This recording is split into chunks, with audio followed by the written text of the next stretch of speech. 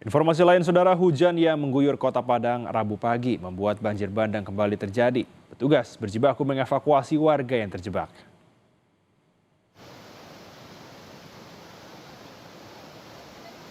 Banjir bandang kembali menerjang daerah Batu Busuak Pauh, kota Padang Rabu siang.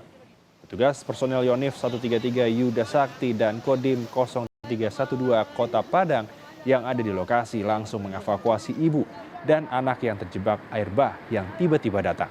Banjir susulan ini membuat akses jalan di kawasan Batu Busuak ambles karena tergerus air. Puluhan warga terisolasi karena putusnya akses jalan.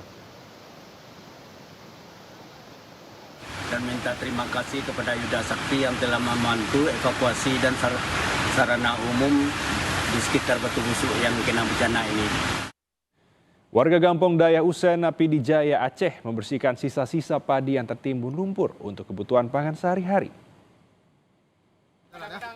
Saudara, warga berusaha mengeluarkan padi dari timbunan lumpur dengan merendam dan mencuci padi di aliran sungai di sebelah rumah mereka. Meski kondisinya rusak terkena lumpur, warga masih berharap sebagian padi bisa diselamatkan untuk kebutuhan pangan sehari-hari.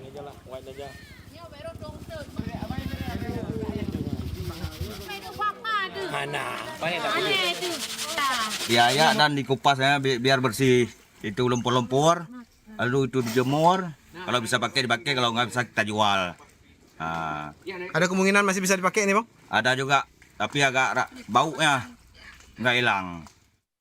Berikutnya, saudara, hujan deras yang mengguyur kota Jayapura menyebabkan banjir setinggi 1 meter dan longsor yang menutup badan jalan utama Jayapura, Abepura.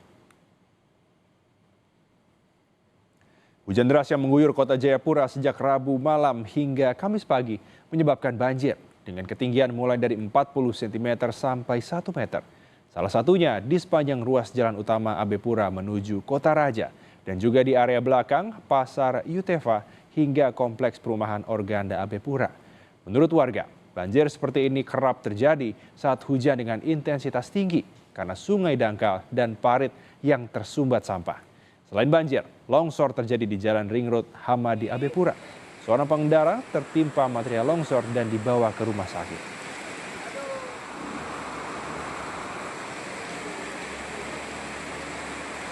Berita utama